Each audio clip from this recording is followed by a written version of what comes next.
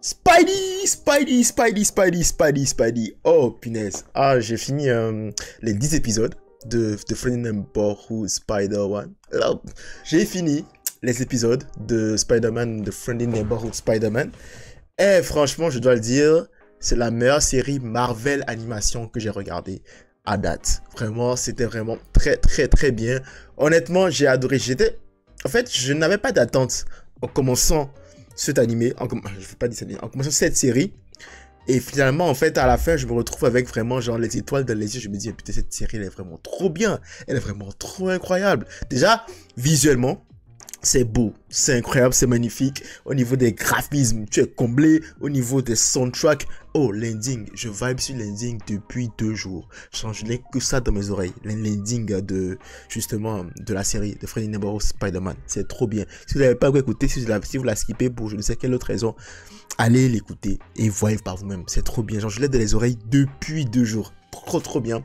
Et la bande son, encore une fois, géniale. Les visuels, les scènes d'action, elles sont juste incroyables. Vraiment, moi, je prends du plaisir. C'est un dessin animé. Genre, j'ai pris du plaisir à regarder ce dessin animé-là. Genre, je suis content. Je regarde. C'est vraiment trop bien. Les personnages, maintenant. Peter Parker. Waouh. C'est un classique Peter Parker. Genre, tu t'attends pas à plus de lui. Il est vraiment très bien dans son rôle. Il le joue très bien. Et j'aime bien, en fait, le côté où... c'est vraiment, encore une fois, tu sais, les débuts de Spider-Man fait d'une différente façon. Maintenant, le twist qui, moi, m'a pris de court dès le début de la série, c'est le fait que Norman Osborn travaille avec Peter Parker, en fait. Norman Osborn, ici, c'est un peu le mentor de Peter Parker. Ça, je n'étais pas prêt pour ça. J'ai demandé à un pote qui est mieux calé dans les comics que moi, et il m'a dit clairement qu'en fait, non, ça, c'est pas arrivé. Il m'a dit ça, ouais, que c'est pas arrivé, que c'est nouveau, c'est inédit. Donc là, j'ai aimé le fait que ce soit le mentor de Peter et tout, et ça a vraiment pris le cours au début. Le fait que ce soit Norman Osborn qui aide Spider-Man et tout là. Puis moi, il y a un personnage auquel je me suis vraiment trop attaché, c'est Lonnie Lincoln. Je pense que la plupart des gens aussi sont attachés à lui.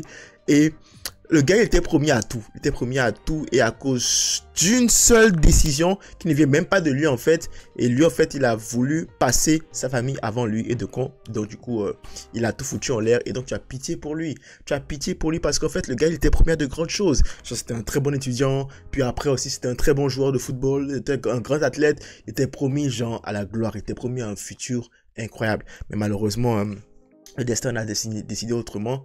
Et je m'attendais à ce qu'il fasse un 180 pardon, total. Mais ce que la série a réussi à faire, c'est de nous montrer le 180 qu'à la fin de la saison.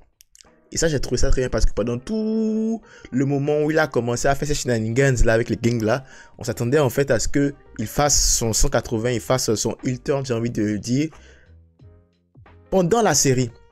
Mais en fait, non, jusqu'à même, à un moment donné, il y a une séquence où il est avec Peter et puis ils affrontent le Scorpion ensemble là. Genre, tu penses que oui, c'est bon, ils vont être super potes, c'est bon, donc il va être gentil.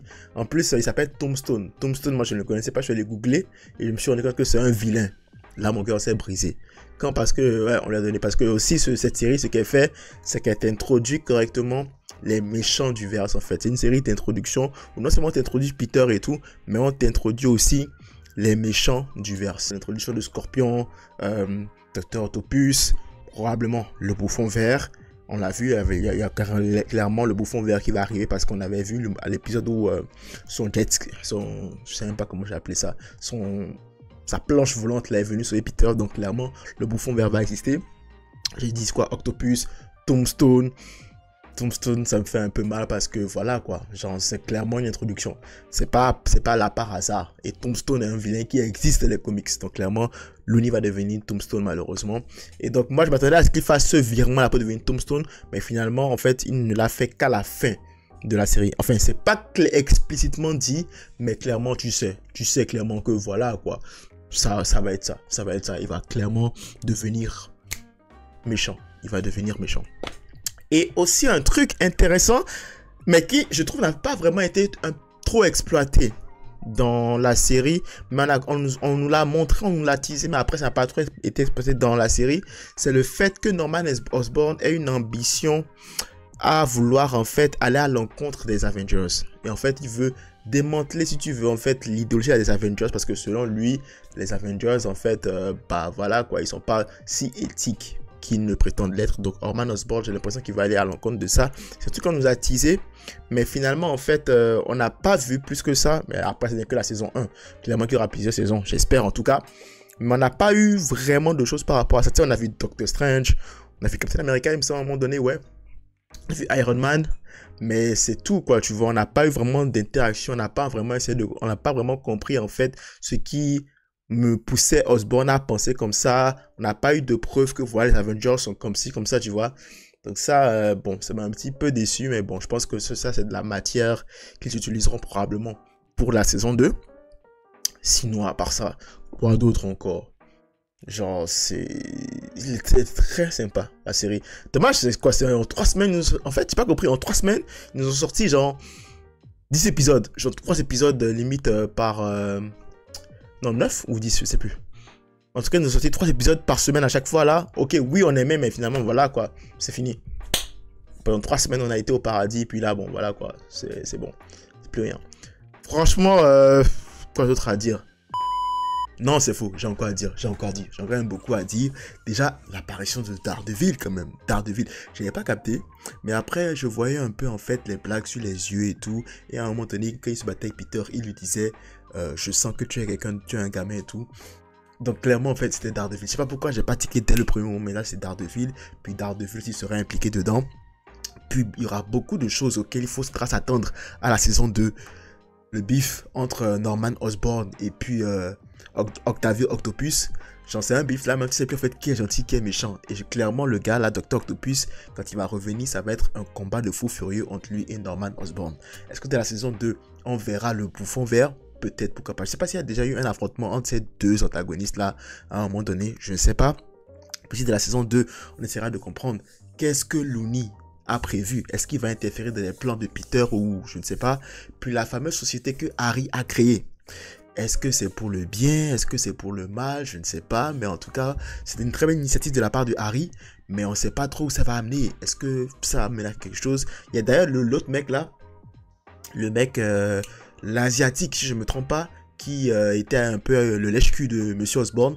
Lui, il a refusé parce que justement, Osborn lui a offert un poste de directeur d'ingénierie et tout. Donc, son léchage de cul a quand même fonctionné, on va dire ça comme ça.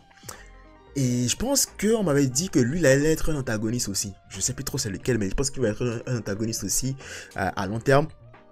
Puis, ouais, est-ce que Harry aussi va devenir un vilain dans The Road? Je sais pas. Puis Nico qui finalement, au fur et à mesure de l'histoire, a découvert qu'elle aussi, elle a des pouvoirs. Mais pourquoi est-ce qu'elle l'a caché à Peter alors? Et pourquoi est-ce qu'elle s'est fâchée aussi quand Peter lui a caché quelqu'un Spider-Man alors qu'elle-même, elle a des pouvoirs? Alors je ne sais pas trop de ce côté du verse là, qui ça pourrait être. J'ai vu plusieurs choses par rapport à ça, mais bon, genre, je ne suis pas un expert pour pouvoir théoriser efficacement là-dessus. Puis le gros truc de cette fin de saison, mais c'est bien sûr le père de Peter qui est vivant. Dans toutes les formes de Spider-Man, à part bien sûr Miles Morales, le père de Peter Parker est toujours mort. Genre, les parents de Peter Parker sont morts et c'est sa tante May et oncle Ben qui s'occupent de lui techniquement, tu vois. Et dans la tête de Peter, son père est mort. Pourquoi donc oncle May a caché à Peter que son père est mort? Est-ce que c'est à cause du deuxième twist selon lequel le père de Peter serait un criminel? Il y aura beaucoup de choses à déballer aussi par rapport à Peter Parker. Hein. J'aime bien la tournure que prend en fait cette série d'animation là. Je pense qu'elle prend une tournure différente un peu de tout ce qu'on avait jusque là.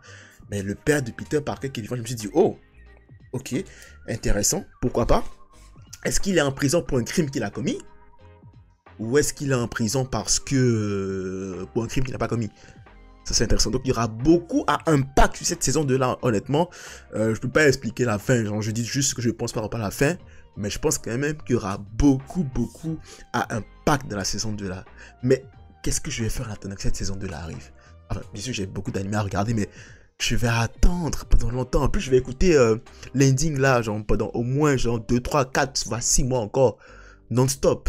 Clairement, genre, c'est à ce point-là, son technique là m'a matrixé. Je suis addict à l'ending de Friendly Neighborhood Spider-Man. Donc je me dis, waouh, j'ai fait quoi pendant ce temps-là? À attendre. C'était vraiment une très bonne série, je le redis encore une fois. Et puis en plus, ils se sont très bien rattrapés. parce qu'on va pas oublier le fiasco des fêtes avec la saison 3 de What If qui était scandaleuse, honnêtement. Je comprends pas. J'espère que Friendly Neighborhood Spider-Man n'aura pas le même sort que What If saison 3. What If aussi a eu un début incroyable. Genre vraiment à fond la caisse, c'était vraiment super bien la saison 1. Puis la saison 2 c'était pas mal. Puis la saison 3 c'est genre... Bref, j'espère que Spider-Man n'aura pas ça, franchement. Très bonne série. J'ai même plus enjoy regarder ça que X-Men 97. Pourtant, X-Men 97 aussi était très bon. Mais bon, bref, voilà tout ce que j'ai à dire. Je suis juste un fan de tout ce qui est animé, pop culture, tout ça. Et qui parfois regarde des choses par-ci par-là et qui trouve ça intéressant. Donc là, franchement, The Friendly Neighborhood Spider-Man, ça m'a marqué. Donc j'ai décidé de venir en parler sur ma chaîne. Je suis pas un expert en Marvel, clairement pas. Non, je suis pas un expert des comics et tout, non, pas du tout. Mais j'adore ce qui est bien. J'adore regarder ce qui est bien. Puis j'ai un pote, un de mes meilleurs potes qui est vraiment genre à fond dans Marvel. Donc du coup, il me dit de regarder, donc je regarde et puis voilà quoi. Mais franchement, ça c'était ma grosse surprise de ce début d'année. Je m'attendais pas à grand chose. Je savais qu'il était vraiment beau. Je me disais ouais, j'allais regarder parce que c'est beau et tout. Mais finalement, à quel point ça m'a captivé, à quel point je me suis senti vraiment accroché au personnage, accroché à l'univers et tout. Genre, limite, j'ai envie d'aller jouer à Spider-Man là. C'est ça, limite, j'ai envie d'aller prendre un jeu Spider-Man type PS5 et jouer. C'est à ce point-là. D'ailleurs, je me demande si ce serait pas un peu une sorte de préquel. Après, je dis des bêtises, je connais rien de Marvel, mais je sais pas si ce serait vraiment une sorte de préquel en fait au jeu Spider-Man qui a fait par Insomniac, qui a sur PS5. Je sais pas, hein, peut-être. Mais bon, en tout cas, franchement, très bon. J'adore, vraiment j'adore. J'avais commencé Spider-Man 94 à un moment donné, juste comme ça. Et après, quand Friendly Neighborhood Spider-Man est sorti, j'ai switché sur ça. Franchement, je ne regrette pas. Meilleure série Spider-Man que j'ai regardée. Et j'ai pas regardé beaucoup de séries Spider-Man, mais je suis sûr que c'est la meilleure série Spider-Man que j'ai regardée. C'est à ce point-là. Bon bah voilà, c'est tout pour cette vidéo. Si t'as aimé cette petite vidéo review-ish de mon expérience avec The Friendly Neighborhood Spider-Man, n'hésite pas à liker. Laissez un commentaire, ça fait toujours plaisir. Si t'es pas encore abonné, ça fait encore plus plaisir. Max de like, max de partage, on se retrouve très vite dans la vidéo. C'est là, prenez tous soin de vos vidéos proches. C'est tout pour moi. À la prochaine.